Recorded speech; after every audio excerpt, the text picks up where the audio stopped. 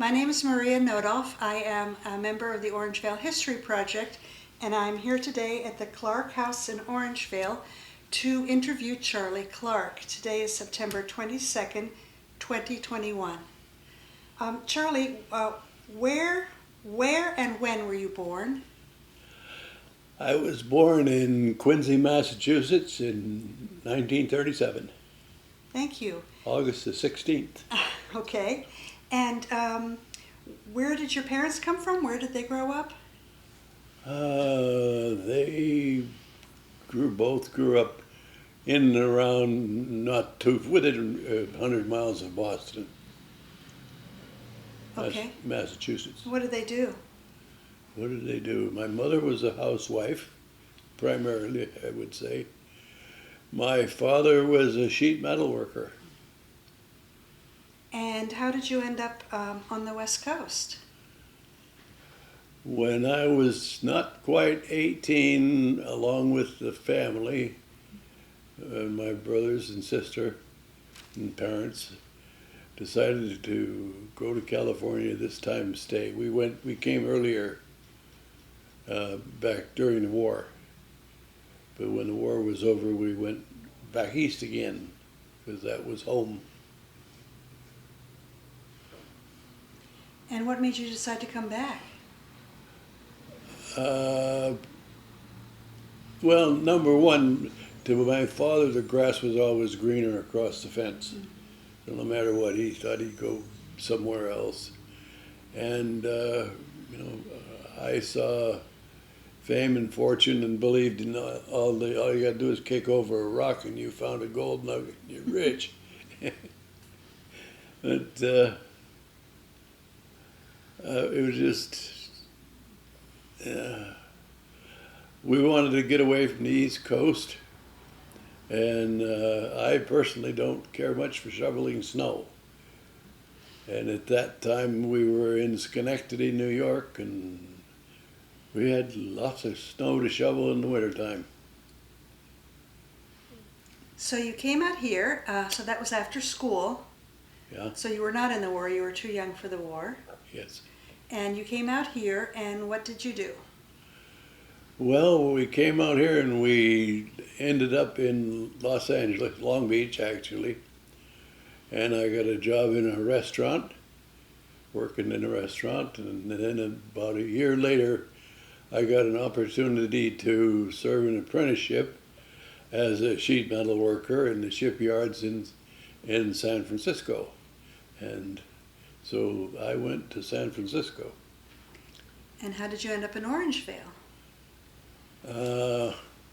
When I turned out from my apprenticeship at the shipyard, I found that for some reason or another, the sheet metal workers in Sacramento were making $1 an hour more than I was making in the shipyard. So I hot-footed it to the Sacramento area.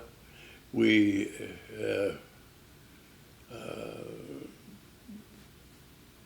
that's about it. I guess that answers your question. Did you live in Orangevale originally? No, no. We moved when we moved to here. We went first for about a year in Placerville, and then we moved back down here because it was too difficult to get to doctors and so forth, and we were planning to have children.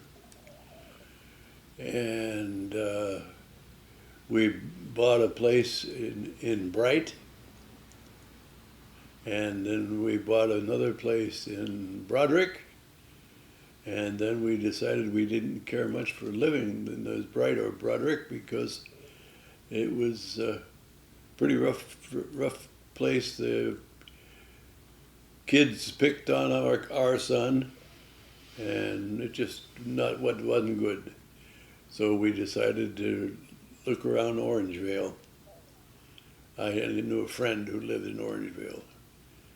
And so we looked around Orangevale and found we lived in a duplex over here, basically Madison and Greenback, for about a year until we found this place. And so by we, of course, you mean you and your wife. me and my wife. Okay. Yeah. Okay, and I know you are the owner of the Clark's Air Conditioning. Is that correct? No longer. Yes, but how did you get started with that?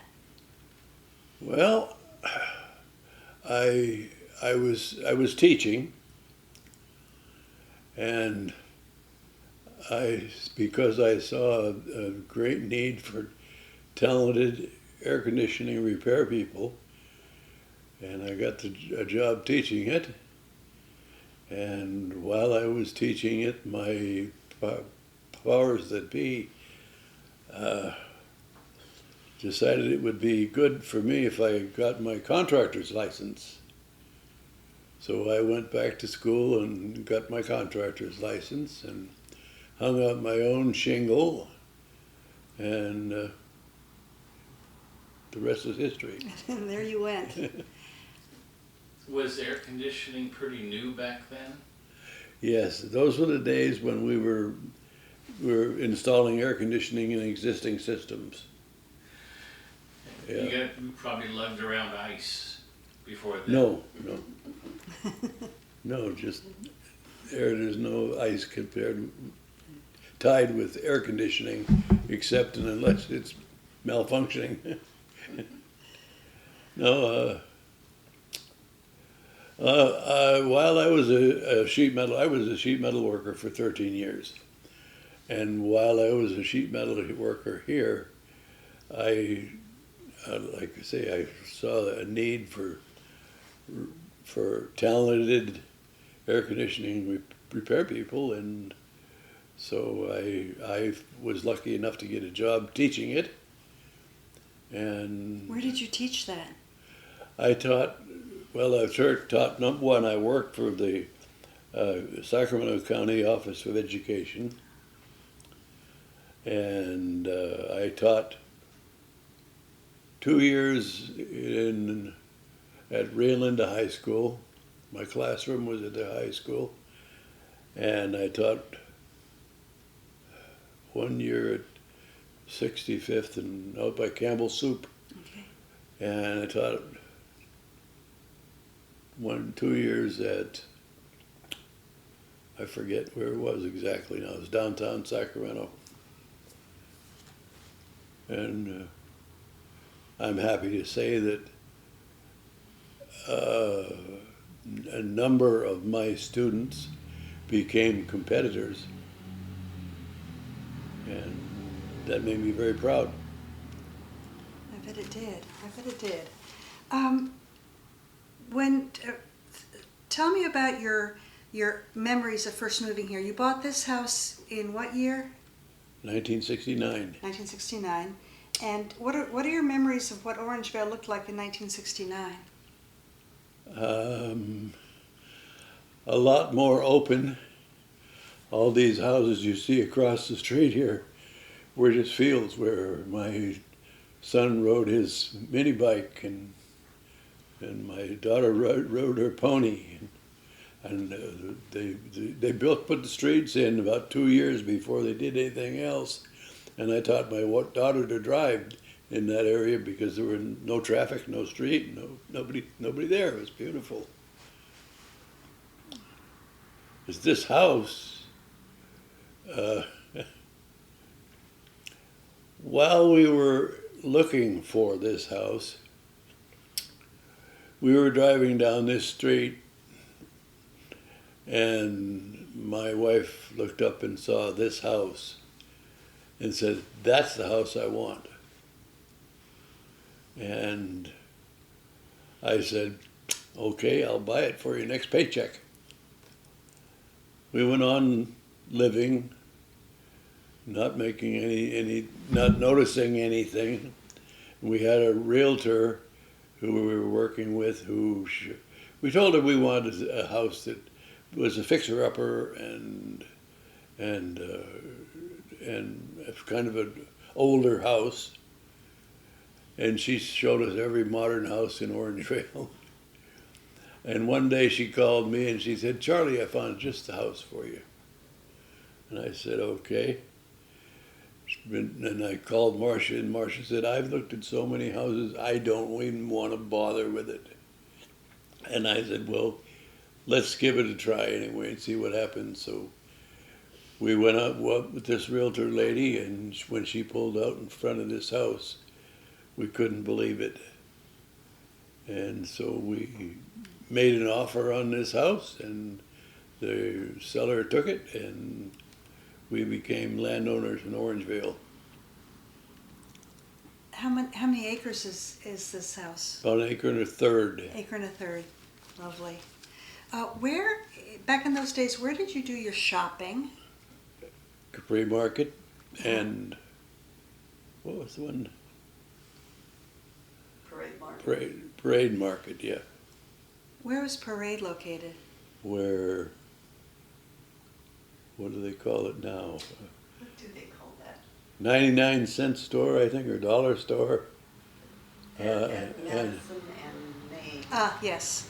I think it was 99 cents. Now it's called Cheaper Than. That's it. yeah. That's cheap. That's the one. Okay, that's where the parade was. Mm-hmm. And Yeah. did you have occasion to go into Sacramento?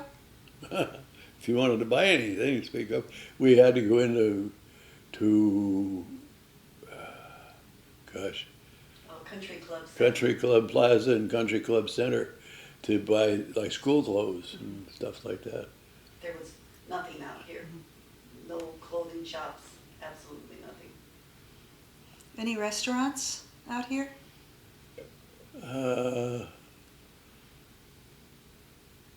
Gosh, I don't remember. No, if we wanted to go out to dinner, we had to go to Country Club Center or that area.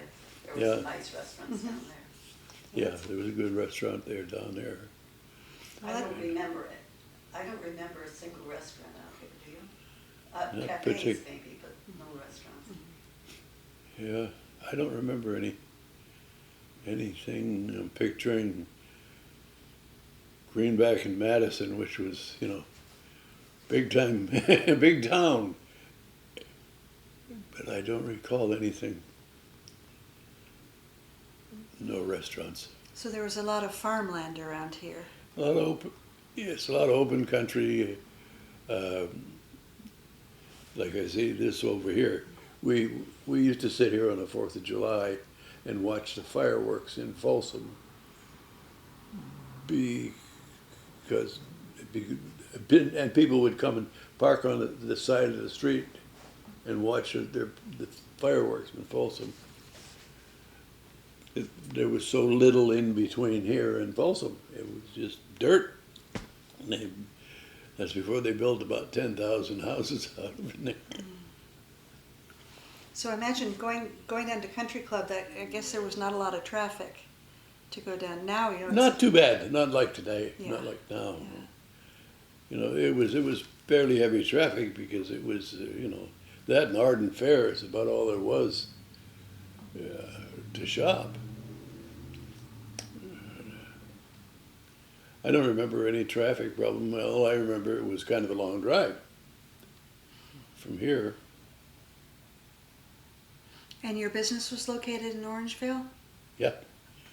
My business was located for the first few years on Main Avenue, where the barber shop is on Main Avenue. That was my office. And then we rented a commercial building around the corner where the mattress store is. And we were way back in the back of that. So that's on And- Greenback. On Greenback, yeah. And it was, my shop was in that building, my office was on Main Avenue, so I was wearing out shoe leather walking between the two. So I finally moved out of Main Avenue and put an office in the building on Greenback. And we must have been there 8 or 10 years, I'd say, close to that anyway.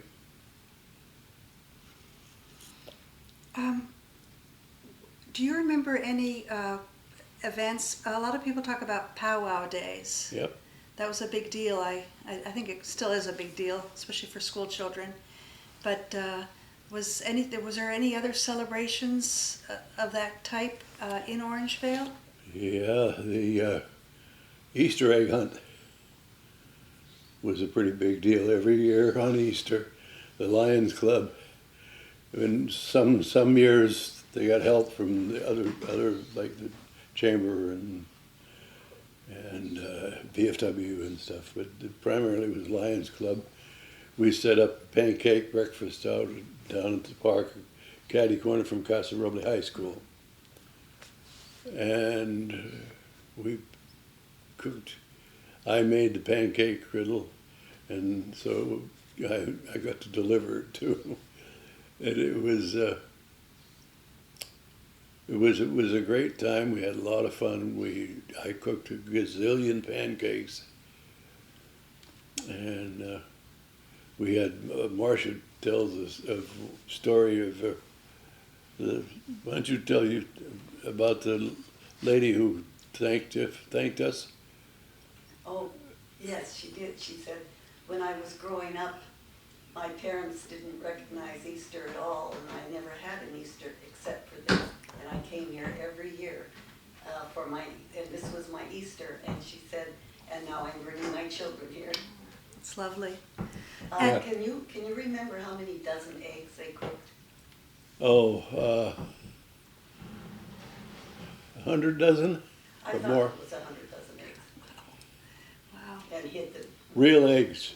Oh, hard-boiled eggs. Yep. hard-boiled eggs. Okay, and did you hide them in Orangeville Park over there by Yeah. Casa Roble? Yes. Wow. Yeah. Before we shot the gun and said go, that area over there, which is now a soccer field, was just looked like flowers. Just color. All you could see is color all over the place. It was really neat. We had some great fun. I had the PA system, so you reminded me of it. And I think that's, Around what years was that?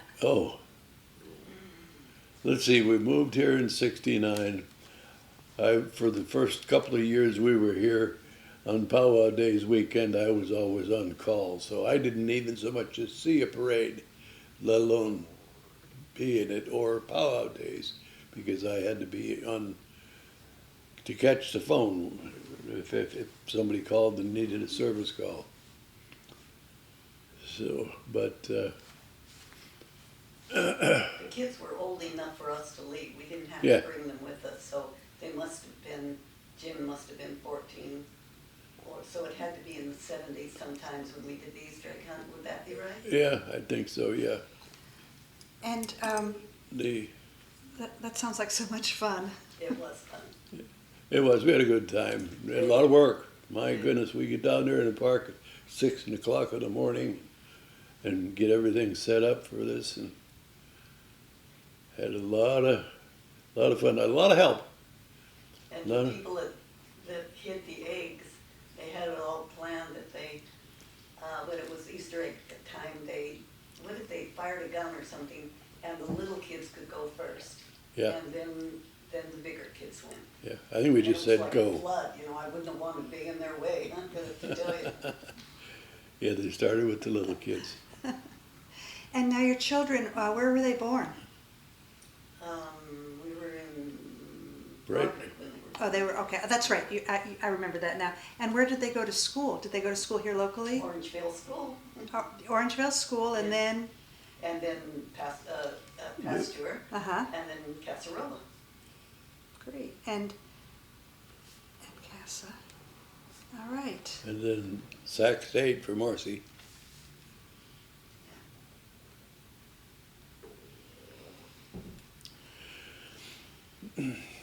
Is there anything you can remember that touched any national events or state events that touched Orangevale that you can think about?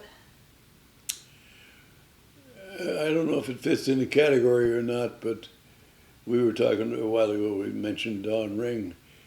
He was the mainstay, really, of, oh no, and I knew the name of it a second ago. Folsom,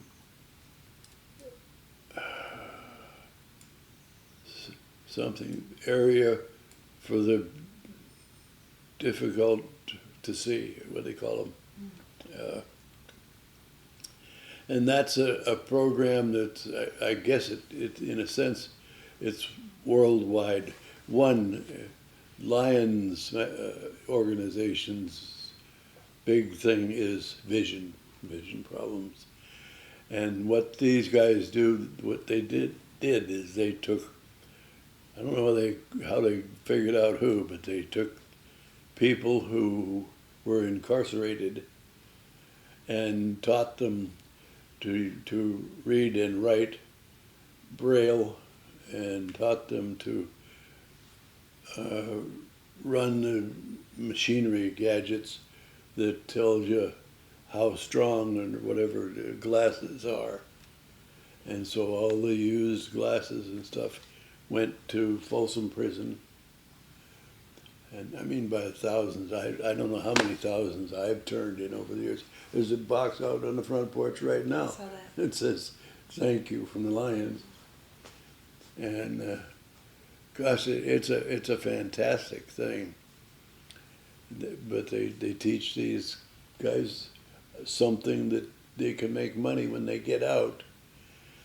And I can't remember the word now, the recipient. Visually impaired? No, the number of people who come back to Folsom Prison. Recidivists. Recidivism, thank you. The recidivism rate in this program is 0. Nobody goes back. So I think that's pretty neat. That is wonderful. But it does touch on Orangevale and apparently the world, because they take these glasses and like this, and they take them all over the world and give them to people who may walk for miles just to get the glasses. It's a tremendous thing. When I first joined the Lions Club, they told me about that, and they told me about a program they have that where I forgot what I was going to say now. I'll think of it in a second. That's what happens when.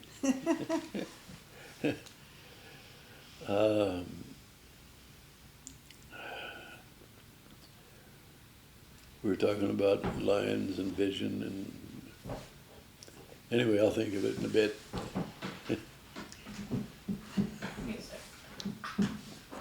Getting a cramp, huh? There we go. So, do you have any other memories that over the years that come to you as we're having this chat?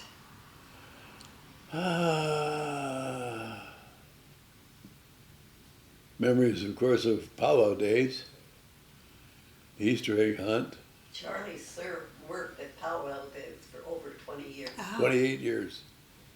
what did you do there? I was an electrician. Ah, okay. All those booths had to have electricity, and I had to run rubber cords to them all to give them electricity and make them function. And then later on, he established an alternate beer bar, or bar. I don't know if Wine you've ever bar. been to Powell Beer and Days, wine. but the beer bar is taken over by a group of people, and you can't find a place to sit, you know. So there was this little area that he established, a little bar there, and for people, older people that like to come and drink a glass of wine, and they had Speak. low-key You could talk. entertainment, people with guitars and singing, and it was a very nice break from all of the hustle and bustle of Powwow Days. And you did that for how many years? 4 or 5. Yeah, it was very nice. Yeah, yeah. That was a fun group, because the main stage and all the noise was way over there, and we had acoustical guitars and things like that here, and my little PA system, and they had a name for it too. Yeah, I don't remember what that name was. It was Mexican connotations. I can't remember. So, to wrap up, what do you think you like best about living in Orangevale? Oh, mercy, what do I think best?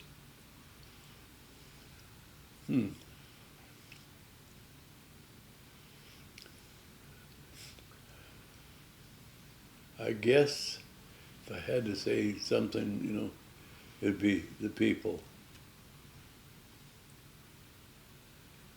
I love Orangevale and I love the people of Orangevale. Well, They have treated me very nice and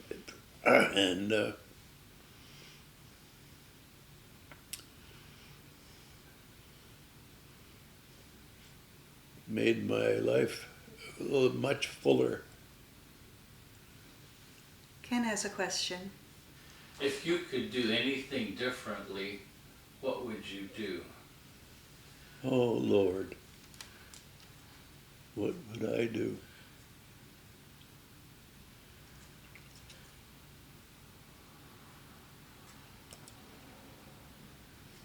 I don't know. It's all,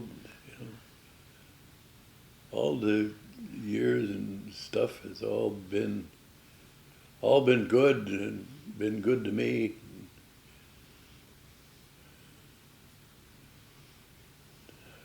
I don't know.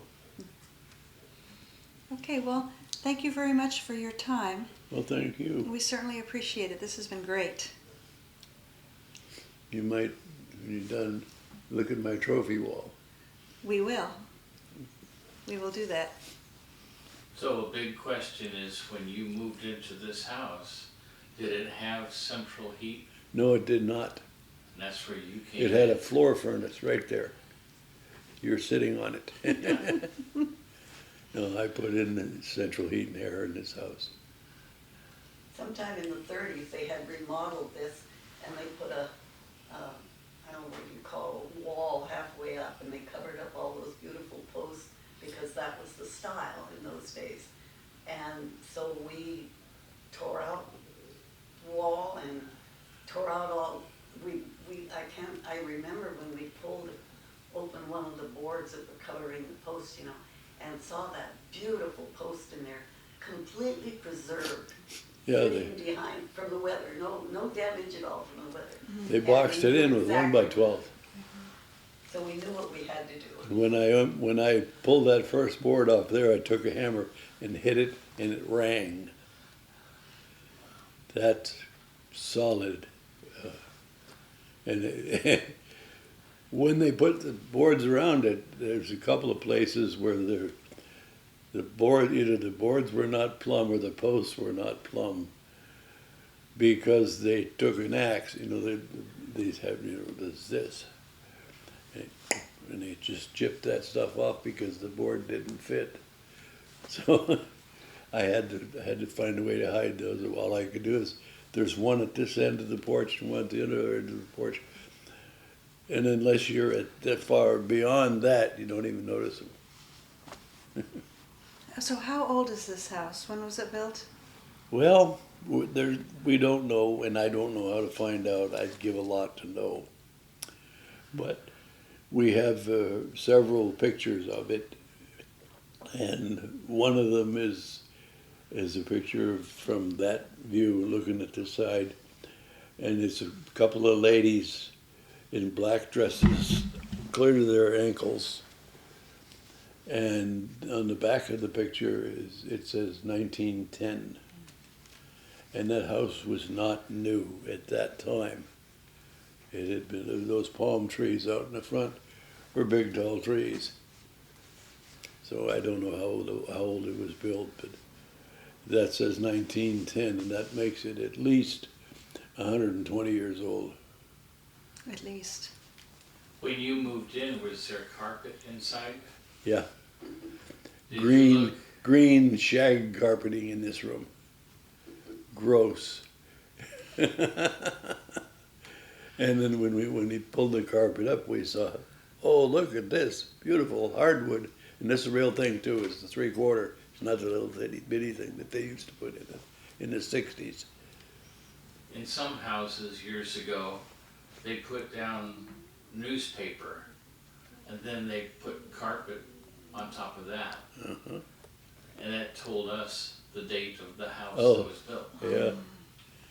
Yeah, there's nothing, all of, when this room, when we bought it, was like I said, a green shag carpet, yellow walls, and they had put a new ceiling in. They used ceiling tiles, 2 foot by 2 foot ceiling tiles, and they just stapled them up on the edges so the ceiling went. Did So- you have window weights? Yes. Yes. But this room was, like I said, yellow, and fireplace, when it left the roof up the chimney, it was as far away from the window, from the wall, it was leaning, getting ready to fall. So anyway, we got in here one day or a couple days really and started tearing out. And this was all lath and plaster. Lath and plaster all came out. The rug came up. The fireplace came down. And she came home from work one day and saw a huge mound of trash on the floor, middle of the floor. That was a low point. You forgot about the ivy hanging Oh, down yes. from the ceiling. There was ivy. They planted ivy and it grew up the chimney.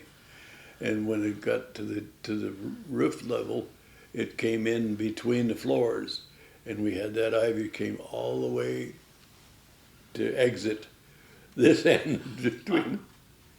So it was a When they pulled mess. out the tiles, the ceiling tiles, all this ivy came tumbling down.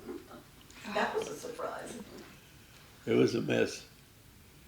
We tore it all out and sheetrocked it back, insulated it, and then we went downtown to the Capitol building and looked at some of the bookcases and things like that they used back in the day, and that's where we got the idea for the cove molding around the ceiling that came from downtown from the Capitol building. We took pictures and showed it to the contractor, said we want that. Yeah. Marvelous. So that's what we got in there. When we bought it, the mantle went all the way across, and it was up, and we filled it in, just with the fireplace being in the center. Did it have knob and tube Oh, yes. electrical? It did, yes, definitely. Yeah, this stairway, where you can see through the stairs now, was just a wall.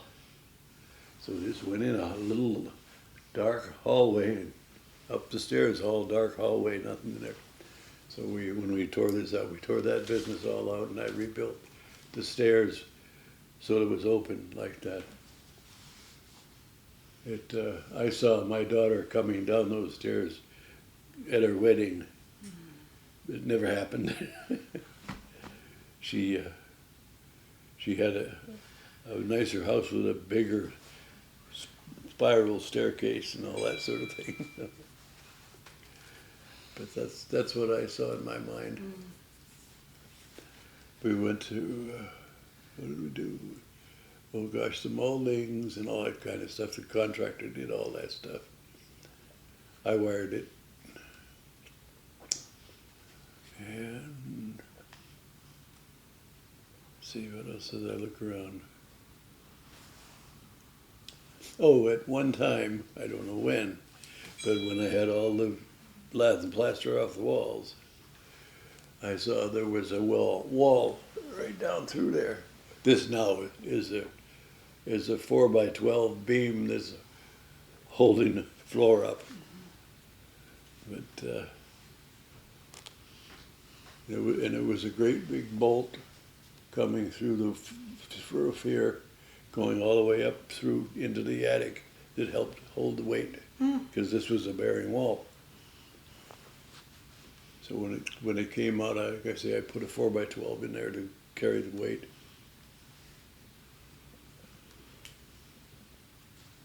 Any more interesting stuff about this house that you can think of? I think you pretty well covered it. Does it have a basement? Yes, it does. Yes, There's 12, now our TV. 12x12 basement. That's our family room, which is two of us, it's fine. There's very few homes in Orangevale that have basements. Very few homes in California that have basements. There's one on Main Avenue that's got a basement. Is it really?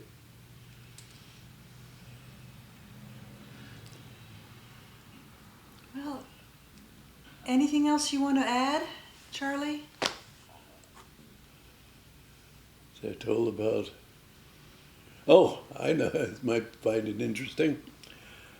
About the time I was invited and I joined the Chamber of Commerce.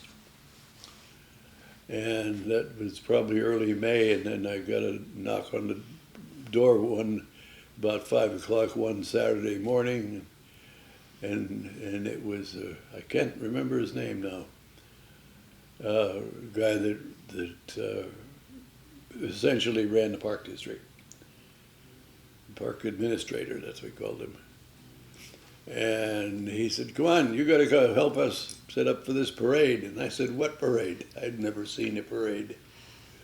And so they drug me down there and I helped them organize the parade and get it going. And that was my first encounter with powwow days. Where did the parade go? It went from, they formed here at Main and Greenback, and then they went one from they were two line, and they went from there down to what now is Walmart. They're actually Cable Center. I think. Cable Center, through Hazel, and Cable Center at that time was not Cable Center, it was just a dirt.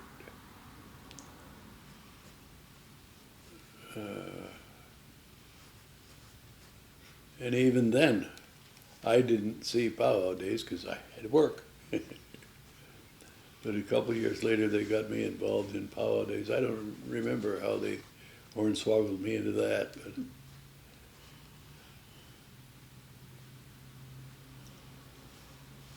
what else? I told you how we found the house.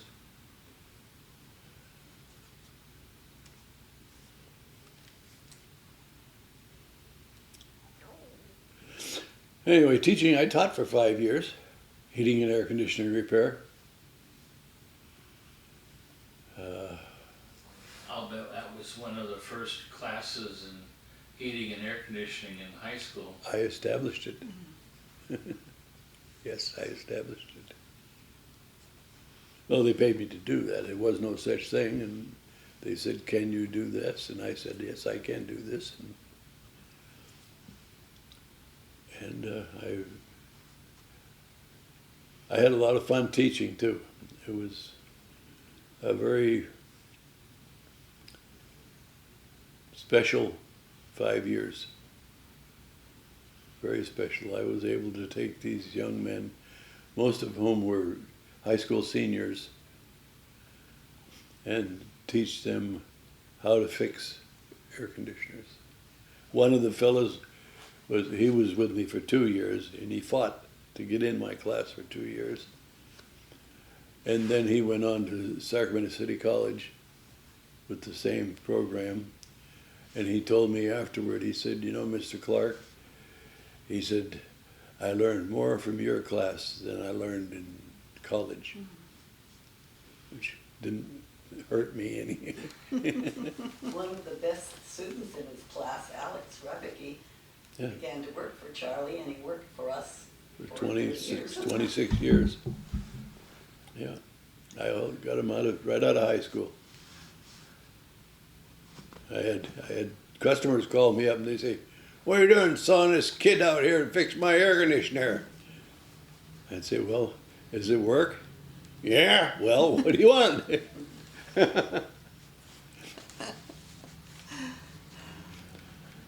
I, I had, I learned how to talk with people in that I had a competitor who had a name similar to mine. And I would, every once in a while, I would get a phone call and somebody calling screaming how, you did this and you did that and it still doesn't work or whatever his problem was. And I just learned, just let him talk until he's tired of yelling at me. And then I'd say, and who are you calling, sir? Clark Air Conditioning. And I said, I don't know you. You're not a bit customer of mine. I think you need to call this number. And I give him the number.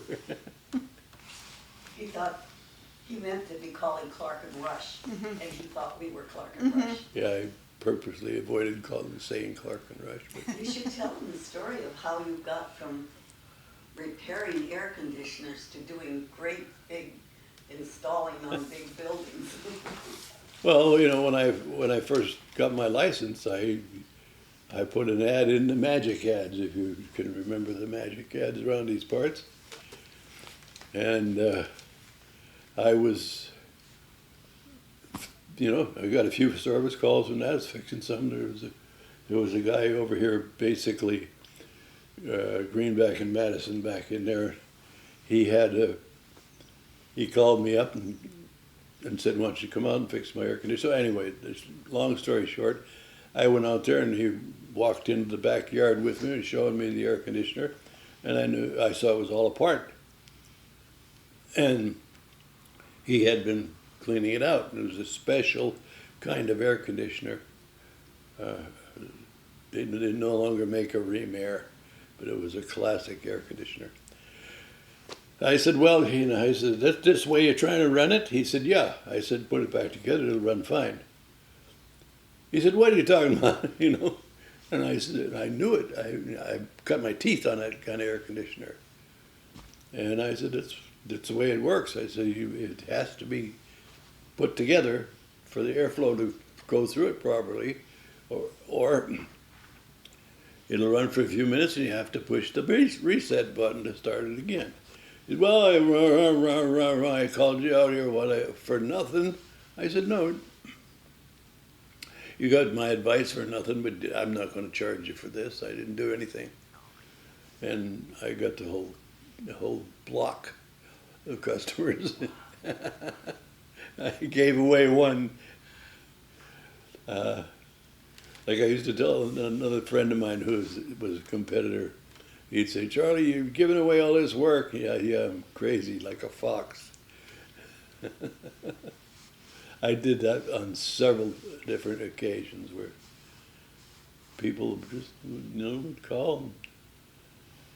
I'd say, well, here's it. I remember one particular lady, I called and I said, I told her what to do to fix it. She had a blown fuse. Told her how to fix it, and I said, now I'll tell you, you do that, I'll bet you a quarter it'll fit. Just came out of my mouth. Figure of speech, bet you a quarter. About 3 days later, I received an envelope in the mail with a quarter in it. I had customers. I'm so pleased about this too. I had customers that I had for 28 years, never laid eyes on them. Never ever laid eyes on them. They knew my voice on the telephone and called me, Charlie, I got this, blah blah blah, and I sent one of my employees to do it, but I personally never had it touched it. Never spoke with them. It just, my philosophy was, if you do a job and you do it right, the customer will tell a friend. If you do it wrong, he'll tell 10 friends. And it's true. It's true. One of my students brought me in a little plaque one day, and it said, if it ain't broke, don't fix it.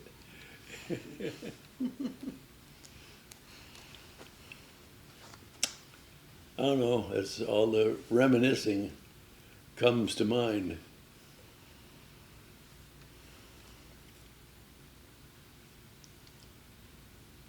I'll think of 100 things later on.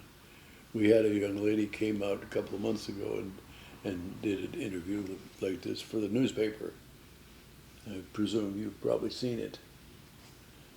And what was I going to say about that? I don't know, probably a lie. Then, are we all done? I guess so. Okay. I We can always come back. I can ramble on and on some days. I just have to remember what happened. How did I get to this point? Yeah, in this beautiful, beautiful house. Thank you. We put a lot of blood, sweat, and tears into it, I can tell you that. Neither Charlie nor I ever really had a home when we were growing up. No. We went from one rental to another rental to another rental. Yeah. And what we were looking for was a home, you know, and this is home to us. It feels like home. It feels comfortable like a home. It's home. Yeah, one year when I was a kid, I went to 12 different schools In 1 year. in 1 year. Oh. One of them I went twice. Like I say, my father always thought the grass was greener on the other side of the fence. He chased his dream. Never got it. Never really owned a piece of property. Rented all his life. Nice thing is that we found our dream right here in Orangeville. We Yeah. really did. We found our home in Orangeville. Orangeville has always been home to us. I mean, the town itself has always been home to us. Yeah, as a matter of fact, I wrote a little song, but it's really more of a poet, poem. That's the word I want, poem. And it goes, rivers flowing by your side, fed by mountain streams. I can't even remember it now. Haven't even thought about it in a year. Rivers flowing by your side, fed by lakes serene. Snow-capped mountains watch on high as we live our dream. We will raise our voices now as we sing your praise. Orangevale, we love you so and will for all our days. Hills of gold and meadows green, horses here and there, parks with beauty so pristine, meant for us to share. We will raise our voices high as we sing your praise. Orangevale, we love you so and will for all our days. We'll not speak of this our home lest we're filled with pride. We'll remember Orangevale with love from deep inside. We will raise our voices high as we sing your praise. Orangevale, we love you so and will for all our days. And I originally wrote it. I am not a musician. I love music, adore music, but I'm not a musician, so I can't read or write music. You never touched on your barbershop. You barbershop for 30 years. What? Yes. You were a barber?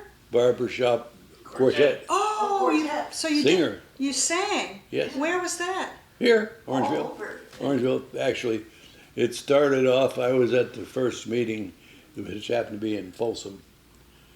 And so they named it Folsom Harmony Express.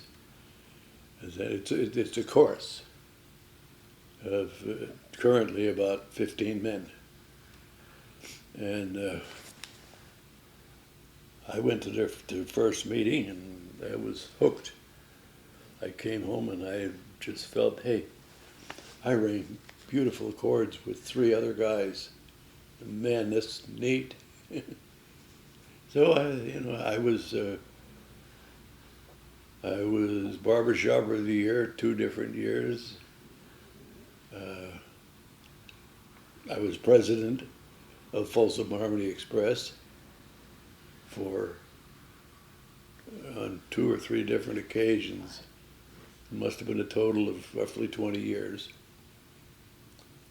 Yeah. And one of the funnest things we did, we went out on Valentine's Day and sang a Valentine love song to your girlfriend, your wife, your husband, whatever, and gave them a fresh red rose and a Valentine card, and sang 2 songs for them, for a price, of course. And I ran that for 8 or 10 years, I guess, more. Did you put your poem, was it put to music? Yes and no. That's what I started to talk about. It's put to music, but it's put to Elvis Presley's Love Me Tender. Did your barbershop ever sing it? No, Was it ever recorded? no, just mine. They're supposed to be going to arrange somebody to have the audiovisual or whatever equipment to do it for your organization. Marilyn, I think, Marilyn's- has a copy of it Of the in poem? the music. Okay. She has it form, and as she's going music. to, she's in contact with the high school, I think, to get them to sing it. Oh, wonderful. At Casa. Yeah, At Catholic. I don't know whether she's going to be able to pull it off or not. It's technically, plagiarism. Oh, So I they thought made it it. wasn't, because I thought that was that music was so many Well, years old. it's questionable. Oh, It's questionable. The because song was Elvis originally Presley- written in 1865, and it was a Blackbird. Da, da, da, da, da, da, dum. I can't think of the original song, but it was a big hit apparently during the Civil War. And Blackbird Bye-Bye? Blackbird Bye Bye, thank you very much. Yes. And Elvis then took that melody and rewrote Love Me Tender. And I took Elvis's Love Me Tender and wrote Ode to Orangevale. Well, if it was originally a song from 1865, I don't think you're going to have to worry about copyright infringement. I don't know. But it's something to look into. Yeah. But, if they don't want to do it for fear of plagiarism, I can get a quartet to do it, and if they're really desperate, I can do it all by myself. They'd have to be really desperate. But, I'll tell you a story that I thought was hilarious, barbershopping. We were doing a Valentine gig. Valentine's Day, we dawned to dusk, doing these things, going all over the area. It was our main fundraiser for our organization. But we did one down here. It was in Orangevale. I forget where it was, but we went, and it happened to this young lady's 21st birthday party. And so they hired us to come out and sing for her. And we came out, and I mentioned, I think we just went ahead and sang the song. And I said something about it. Now, when we're done with this, we have to answer our question. Who did this song that was, what's the guy that, Elvis Presley? no, the guy that did the, Elvis's ex-father-in-law. Oh, he was married to, Elvis's daughter, yeah. a short while. He's dead now. Rock and roll. Glove was one of his trademarks. Oh, Dancer, family, Conway Twitty? Black, black kid, yeah. Michael Jackson? Michael Jackson. Ah. Yeah, I said, I want to talk about who is Elvis Presley's ex-father-in-law. And we got done, and I said, now tell me, who was this ex-father-in-law? I don't know. And I said, it was Elvis Presley. And she said, who is Elvis Presley? And that's what the story is all about right there, that one line. Who is Elvis Presley? Can't believe it. 21 she was, and this is 30 years ago. Wow. She didn't know who Elvis Presley was. How quickly they forget. Yeah. Yeah, we had a lot of fun. We had a lot of fun barber shopping. We sang at a couple of weddings.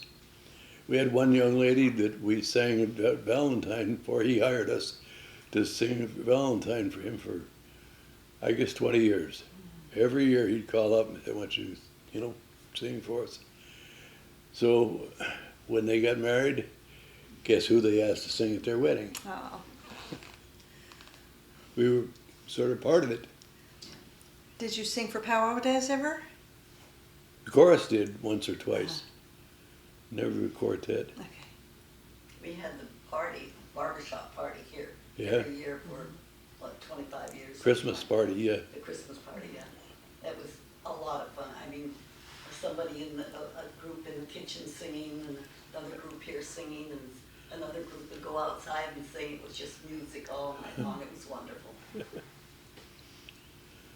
Yeah, we had a lot of fun barber shopping. I'm not doing it anymore, mainly because I know I had to give up driving, and she's limited to driving daylight hours. And they meet Wednesday night at 7:30 until 9, and that's dark. So I have no way to get there and get home. I miss it. It was fun. A lot of fun. I wore out, I guess that's the best way to put it, about 3 tenors, and 4 basses, and 4 baritones. I say that wore out. Unfortunately, they passed away. They just, it was all old men involved in that organization. And for a long time, I was a kid.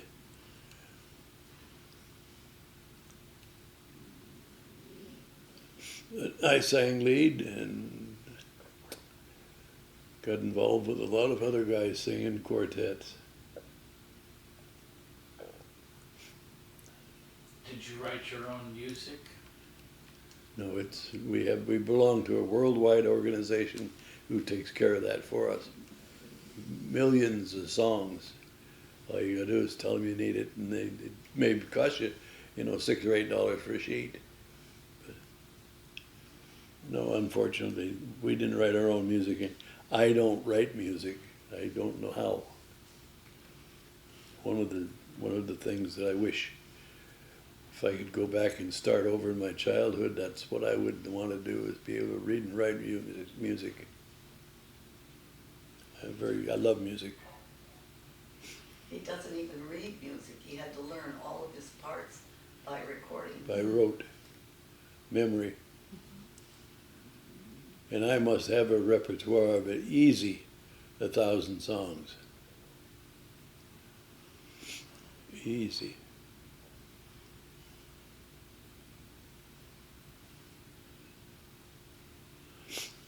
Like, when your old wedding ring was new, and each dream that you dreamed came true. I remember with pride how we stood side by side. What a beautiful picture you made as my bride, even though silver crowns your hair. I can still see those gold ringlets there. Love's old flame is the same as the day I changed your name. When your old wedding ring was new. when your old wedding ring was new. It's the anniversary song. That is lovely. Oh, I wish I could take credit for it. I didn't write it. That was very, very lovely done in a quartet. Yeah, It was a beautiful, yeah. some Yeah. songs just do better in quartets. Oh, That was yeah. one that was, Oh, yeah. Most songs that are quartetable do better in a quartet.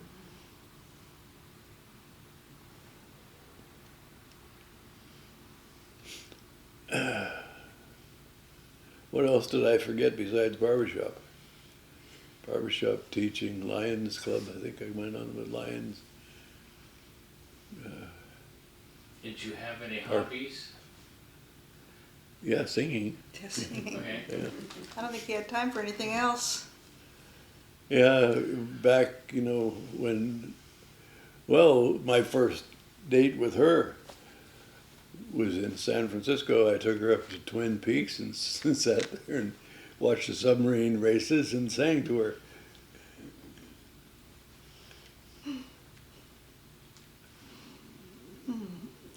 let's see, the parades, I guess we covered the parades. Parades were a big deal in Orangeville. That was the happening in Orangeville. Powwow days, The yeah. parade and powwow days. Yeah. Did I have any other hobbies? Yeah, this house. House was a hobby for a while, long while. Yeah, that's true. Because we redid this room, we redid the kitchen. Family, or the back porch.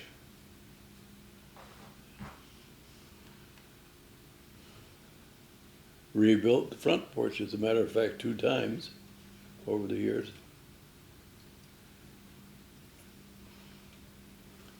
We've been here a long time, you know that?